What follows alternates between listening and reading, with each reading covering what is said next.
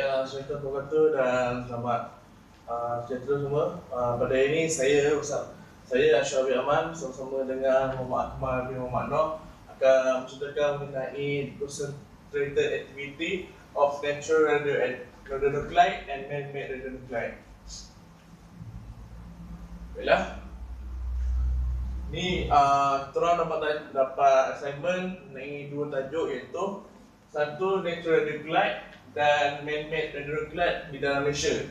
Tajuk pertama ialah the occurrence of high concentration of natural radionuclide in black sand of Malaysian beach. Yang kedua, the presence of cobalt-60 in solid waste from crude oil production industry.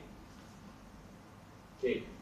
The occurrence of high concentration of natural radionuclide black sands of Malaysian beach, yang seperti kita maklum di pasir hitam di Malaysia terdapat concentrated radium 226 iaitu sebanyak 1150 becquerel per kilogram, dan yang kedua concentrated radium 228 iaitu sebanyak 500 becquerel per kilogram.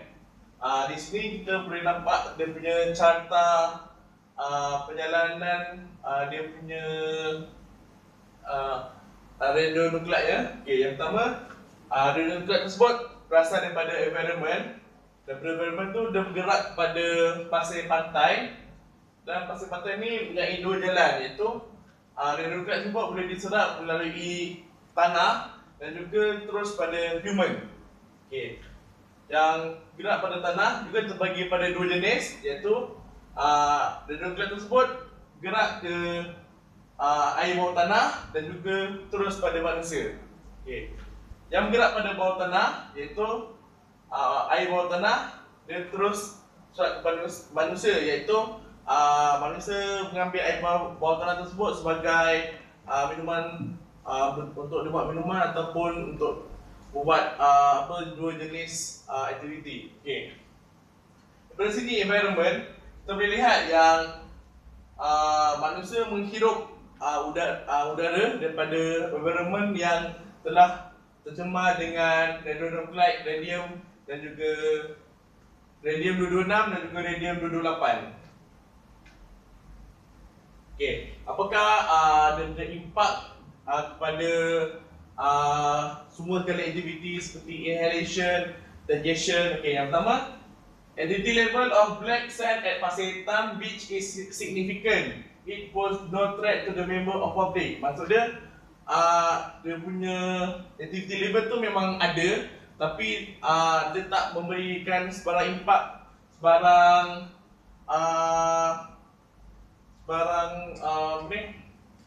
dia tak ada masalah bagi umum, untuk orang umum. Yang kedua, direct measurement of absorbed dose rate in air using a calibrated scintillation counter BGS4 Sintret Canada give reading between 0.07 to 0.60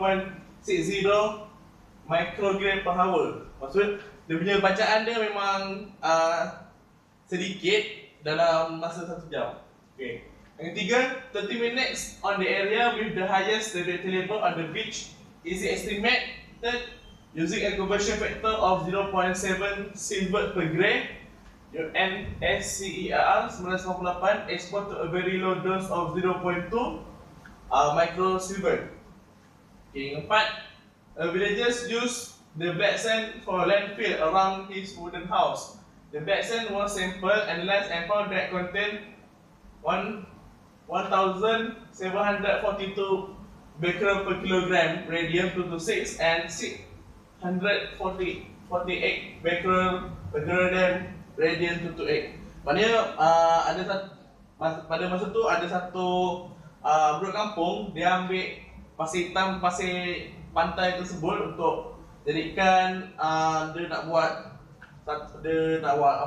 kawasan kita tambak kat kawasan rumah dia. So ada kajian, ada orang buat kajian, ambil sampel pasir tersebut, mendapati ada 1744 becquerel per kilogram radium 226 dan juga 648 becquerel per kilogram radium 228. Okey. The last one, the exodus rate in air measure was between 0.4 until 0.5 microgram per hour. Is it higher than the normal background measure emission? Maksudnya dekat kawasan pantai hitam tersebut, apa ni, partikel radionukleid radium 226 dengan radium 228 ni, dia punya lepas calculation, dia punya exodus tu di kawasan tersebut memang tinggi daripada kawasan-kawasan normal dekat Malaysia. Okay.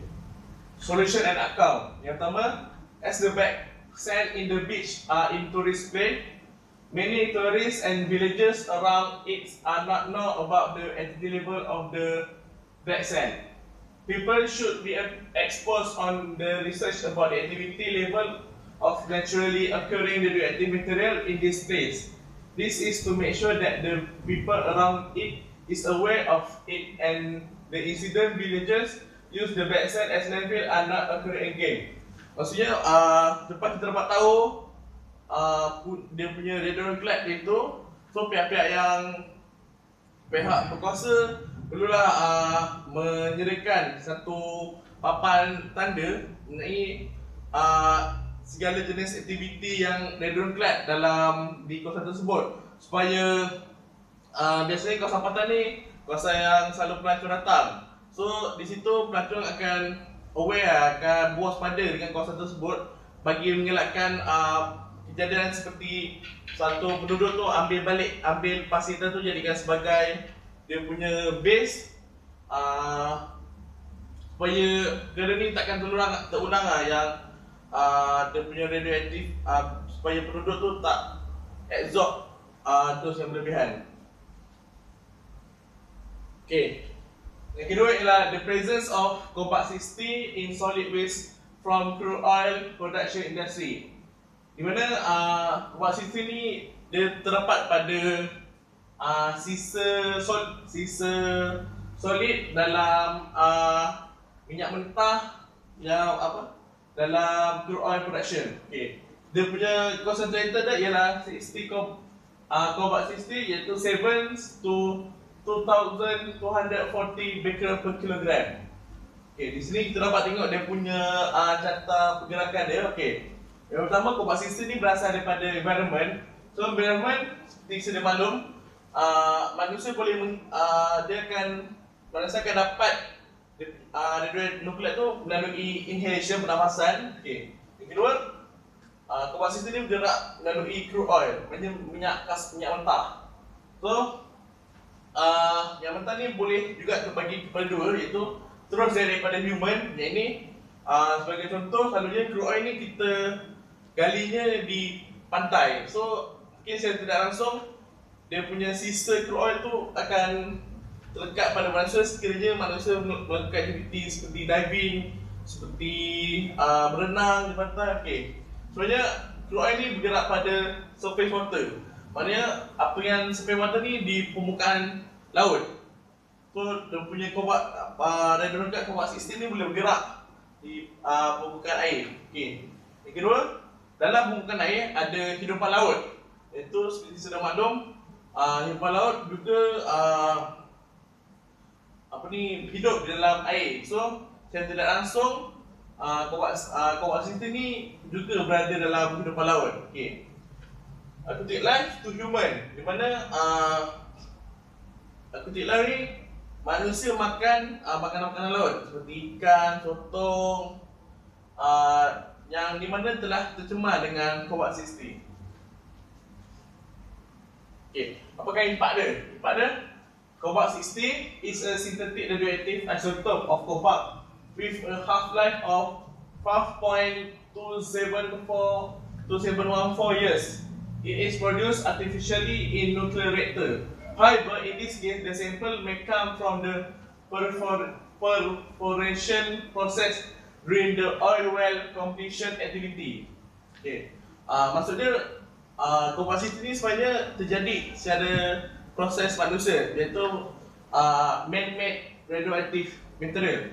Tapi dalam kes ni, cobalt-60 ni berlaku semasa purification process during the oil well completion activity. Masa proses cari gali tu secara tidak sengaja terjadinya combat system ni.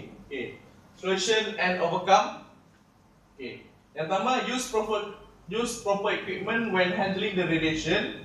Yang kedua, use organic solution to treat in case there is oil spillage. Okay. Yang pertama, bila kita nak handle satu bahan radiatif ni, tak kira natural or man-made, kita kena ada satu equipment yang spesifik, equipment yang betul-betul supaya kita dapat mengendalikan bahan radiatif itu dengan selamat dan secara terkawal. Okay, yang kedua, use organic solution. Seperti kita maklum, selalunya bila berlaku pertumpahan minyak, kita akan gunakan biological solution seperti amoeba yang telah diubah struktur genetik dia untuk membersihkan kawasan tumpahan minyak yang selalu digunakan oleh kuasa pembersihan di pantai.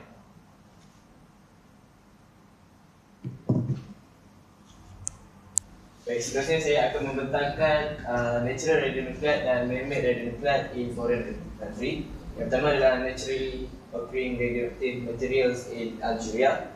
Yang kedua adalah concentration of man-made radionuclide in marine sediments at the Al-Khabji in Saudi Arabia.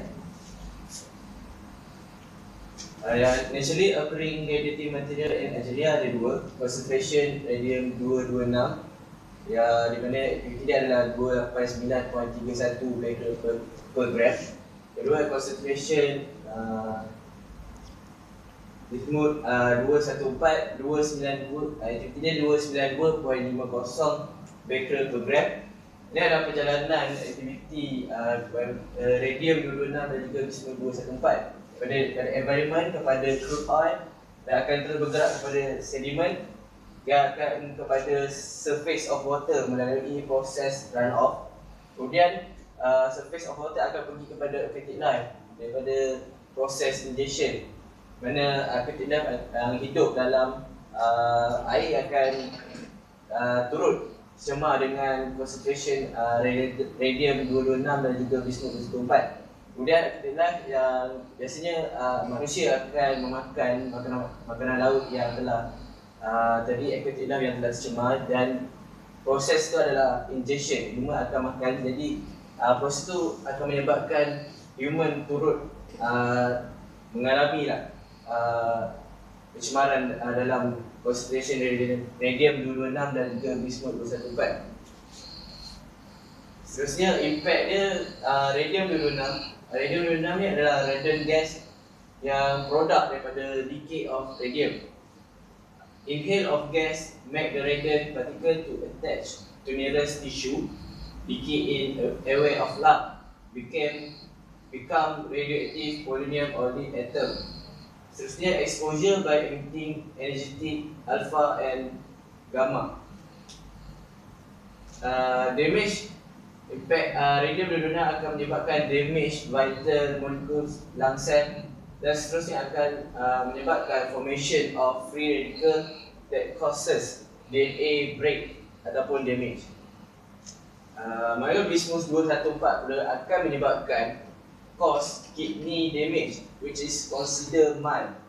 Yang kedua, in term of acute damage, when inhaled, bismut-214 apabila dihirup akan menyebabkan respiratory irritation. Yang ketiga, chronic damage, it will affect the function of liver and kidney. Seterusnya kepada environment, not considered toxic and poses minimal threat due to low solubility but should handle with care. Maksudnya radium-226 dan bismut-214 ini tidak dikategorikan sebagai sesuatu yang toksik dan mempunyai label bahaya yang terlalu tinggi, kerana mempunyai solubility yang rendah, dan juga tapi perlulah diselenggara dengan kaedah yang betul. Seterusnya solution and overcome. Non-contaminated soil should be monitored gradually. Yang kedua adalah treatment for NOM. Yang ketiga, proper handling and storage procedures should be taken as to protect the workers and also the environment. Seterusnya adalah concentration of man-made radionuclide in marine sediments at the Hafji in Saudi Arabia. Yang mana ada dua concentration strontium 90 yang aktiviti 0.02 to 0.11 becquerel per kilogram. Yang kedua adalah concentration magnesium 5 activity 5 to 27 millibecquerel per kilogram. Daripada perjalanan daripada berpunca pada nuclear test, kemudian akan melalui proses fall out kepada sedimen, kemudian akan melalui proses run off kepada surface of water, dan kemudian akan melalui proses injection yang mana melibatkan aquatic life dan kemudian melibatkan human dalam proses injection. Seterusnya impact Strontium 90 is a bone seeker that exhibit biochemical behavior similar to calcium.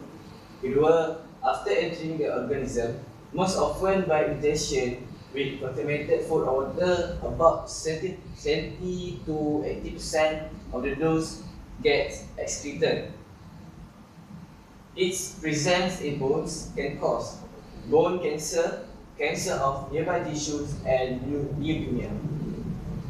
And then americium 241, if consumed, americium is excreted within a few days and only 0.05% is absorbed in the blood. From there, roughly 45% it goes to the liver and 45% to the bones, and the remaining 10% is excreted. The solution is overcome. First, we must clean the effect area that containing the man-made radionuclide.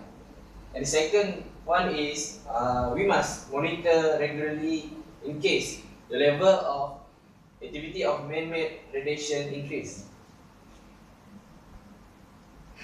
So that's all for our presentation.